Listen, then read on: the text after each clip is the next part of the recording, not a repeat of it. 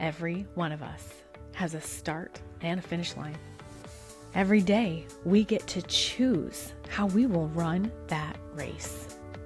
Will we choose ordinary or counterfeit? Or will we choose that abundant life that Jesus died to give us? Welcome to the Armed, Anchored, and Adorned podcast. I'm so glad you're here.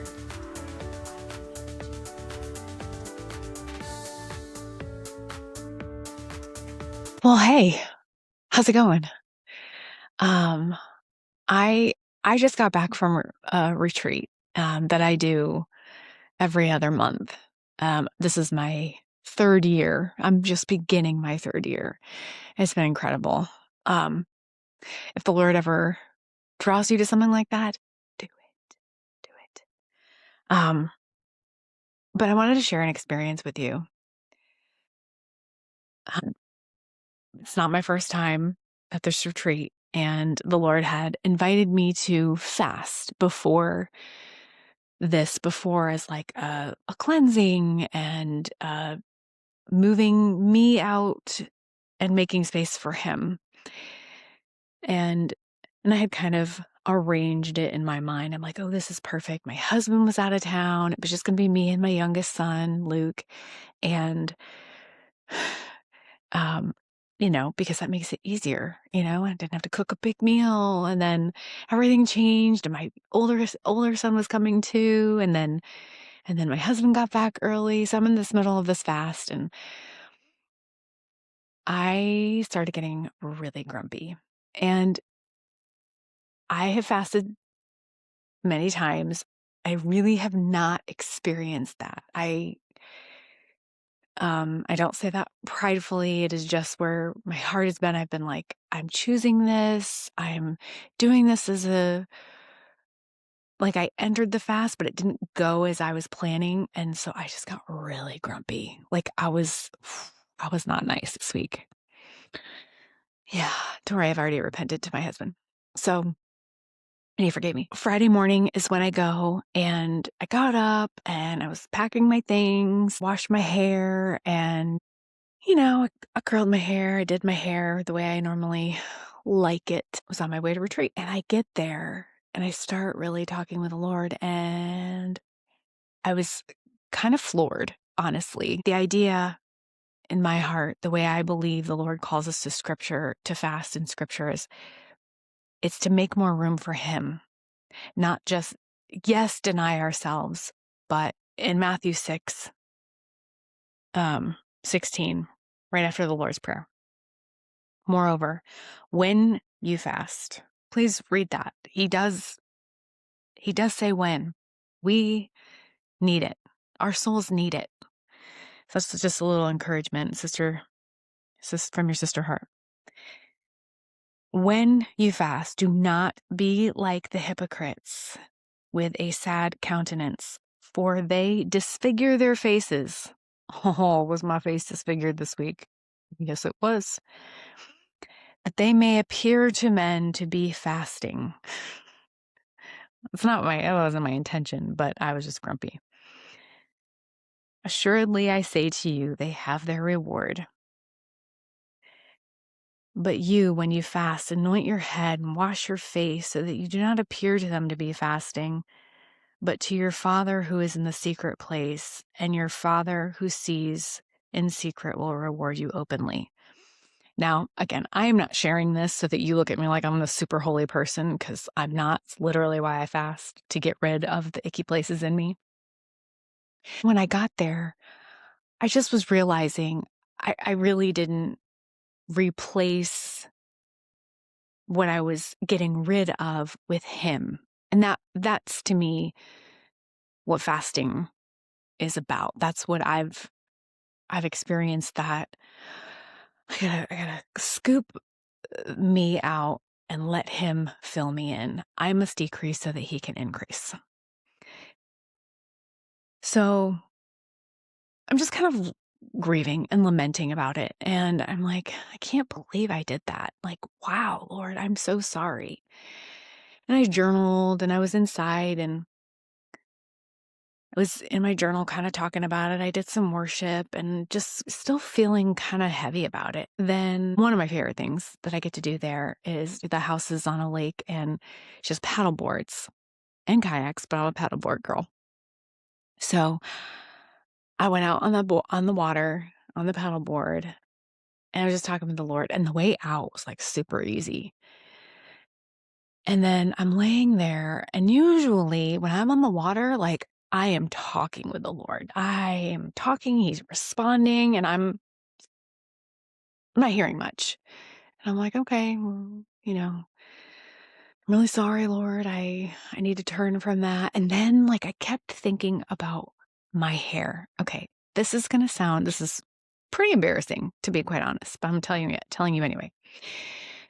So I'm thinking about my hair. I've been praying a lot about my hair, which doesn't look fabulous right now. It's kind of the point. Kind of why I'm doing this right now. I'm in my 40s. I'm feeling like the change in my hair, and I'm like, Lord, can you please heal this? I'm thinking a lot about my hair. Like I need a cut, but I don't want to cut. And I had a friend years ago, my beloved Abby. Hi, Abby, love you. I was almost in the same place with my hair. And I was like, I really need a haircut, but I know they're going to make me cut more than I want. I don't know if you relate to that. And she looks at me with this sweet, loving heart and face and her cute little southern draw. And she's like, just don't make it more than hair. And I was like, oh, snap. And I wrote it down, and my daughter and we still talk about it, and that can go for anything. Don't make it more than ... Like we talk about that. And that's exactly what I was doing. And I was doing it again. And I was just, he said to me, I'm still in the water here. And he whispered, how you love me is what makes you beautiful. And I was like, you're right, Lord. I agree. You're right. You're right. This is meaningless. It is not important. I know you care about every little thing, but I was making it more about me. And so I was just kind of talking with him more about it. I'm like, you're right. And I'm like, I'm sorry. I was making it more. And then he brought me to the scripture, that is the scripture he's given us, for being adorned. And it's 1 Peter 3:3-4. I'm actually going to read it because sometimes when I summarize it, I don't, I want his straight words. So 1 Peter 3:3-4. Do not let your adornment be merely outward, arranging the hair, wearing gold, or putting on fine apparel. Rather, let it be the hidden person of the heart with the incorruptible beauty of a gentle and quiet spirit, which is very precious in the sight of God.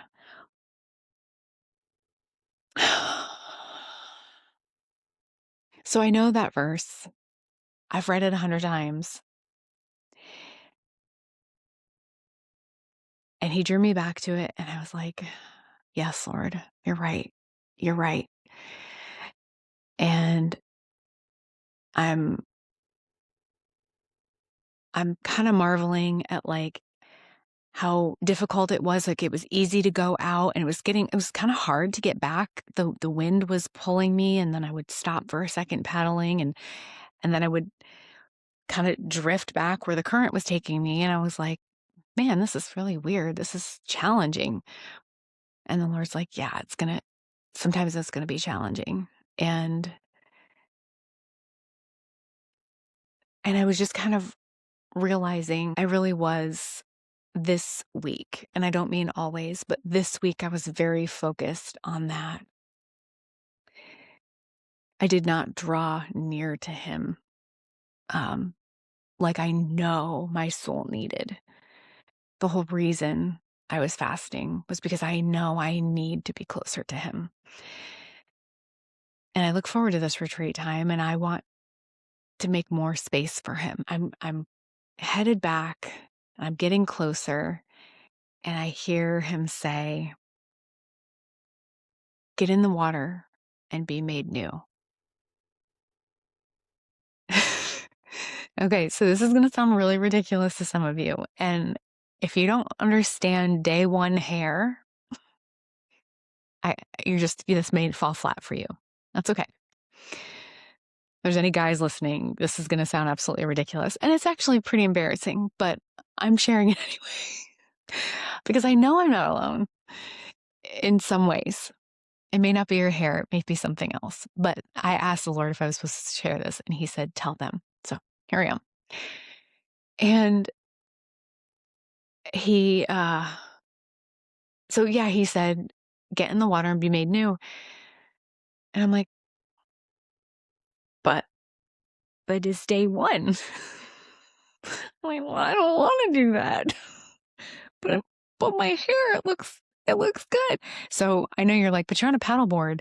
Didn't you expect to go in the water? I don't mean this pridefully, but in a lake, it's extraordinarily rare for me to fall off. I just don't. In other circumstances, yes. And a yes, is it a possibility? Yeah. And I was willing to take that risk because it was a very low risk.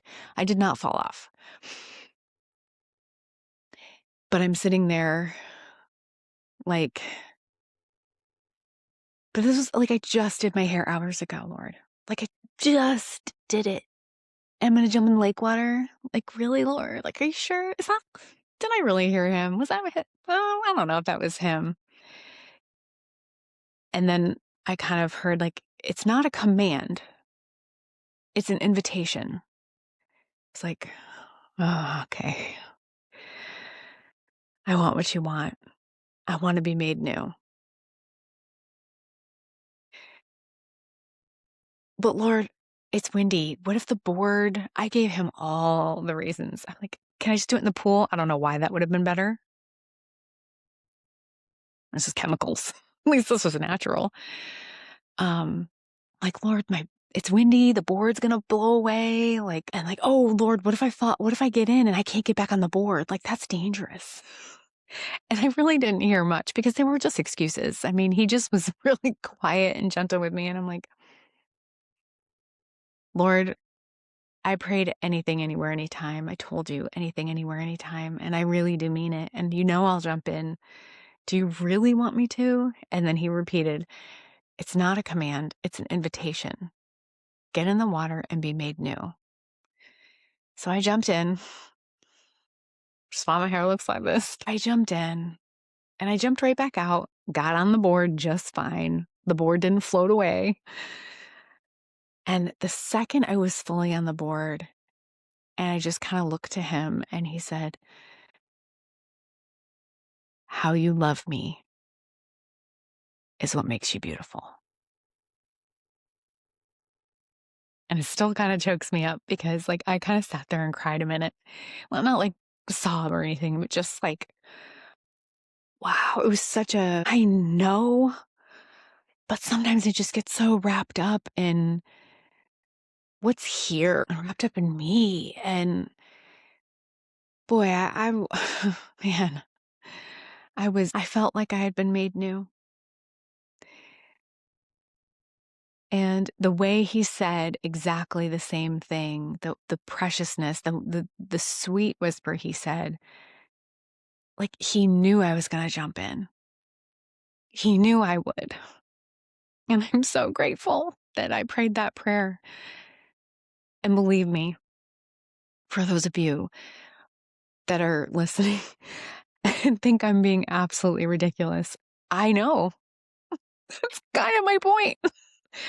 And maybe there's a place where you're ridiculous and it's not day one hair for you. And I know this wasn't a big giant sacrifice. I'm fully aware of that and have experienced other sacrifices. This was just my flesh and how I battled and how I wrestled. It's so worth it. Like, don't wrestle. Like, I almost grieve a little bit that it wasn't just, okay, Lord, like immediate, just jump in. Like, I hate that I had to think about it as long as I did. I mean, I didn't have to, but I did. And that, I hate that. And almost to the point where I got back and I wrote my whole experience down. And I wrote, Lord, why, I don't even know how you put up with me. And gently he said, my grace is sufficient for you. I don't know. I don't know if you can relate. I don't know if you look at me like I'm a total nut job. You're not wrong. That's literally why I need Jesus. I mean, uh, I I'm just a stupid, crazy girl. And yeah, I'm sharing with you one of my weird, crazy moments, but I am stupid and crazy, but no more than any other human. This is just my particular flavor of crazy. And if it is going to nudge anybody closer to the Lord, I'm here for it. I'm here to share. If I can share this, if the Lord sees this in me, I don't care who else does. But here I am. I'm a crazy mess, but no more than anybody else. It's very laughable. I know it's ridiculous. And it was still really precious. It was still really just a sweet whisper from the Lord. And I'm grateful for it. And I hope you hear his sweet whispers to you too in your crazy mess. I'm so thankful. I'm so thankful his grace is sufficient for me. And I went on to have a wonderful weekend with crazy, messy hair. And who cares? Who cares? So what? I know. But sometimes we get stuck in our own head and what we have planned and what we think is the right thing and what we think we need or want, when really all we want and need is his presence. It's really all we want and need. It really is. Everything else is extra nothing compared to his presence. But I just want to encourage anybody that's wrestling with just jumping in, whatever he's calling you to, if you're wrestling with anything with him, that you know he's like, come on, just get in. Just get in. Do it. Don't wait anymore. Don't wait anymore. Don't give him any more excuses. Just pray anything, anywhere, anytime with your whole heart and just, okay, Lord. And if you delay, his grace is sufficient for you. There's no condemnation in Jesus. And I will also encourage you, if you haven't fasted, talk to him about that. Talk to him about it. There's no shame in that. It may just not have been something you're used to. That's okay. Talk to him about it though, because it says when we fast. It's for us. It's for us here and now. And I will tell you, the biggest moves and breakthroughs and clearing of the noise in my heart and soul, and I mean, even just what I experienced. I mean, that I didn't even do it right. And I still experienced his goodness. And that's what it's all about. It's worth everything, anything. It really is. But I just wanted to encourage you guys with that. I hope the Lord whispers something to you in it. But it's just me, but I have been asking everybody else, what's for dinner? We had pizza tonight, and I was not mad about it. I didn't have to cook it. It was brought to my house, and it was just exactly what I needed and wanted. So I hope you all have an amazing day and trust the Lord. Whatever he wants, it's better than what you want. Bye. Was this for you today? You're not alone. God whispered these things to my soul first, and then he whispered, there's more. When you hear that, who do you think of? Who stirs in your heart when you hear, there's more? Pray about sharing this with them. Yep, them. Yep, you. Remember, we don't go to church. We are the church.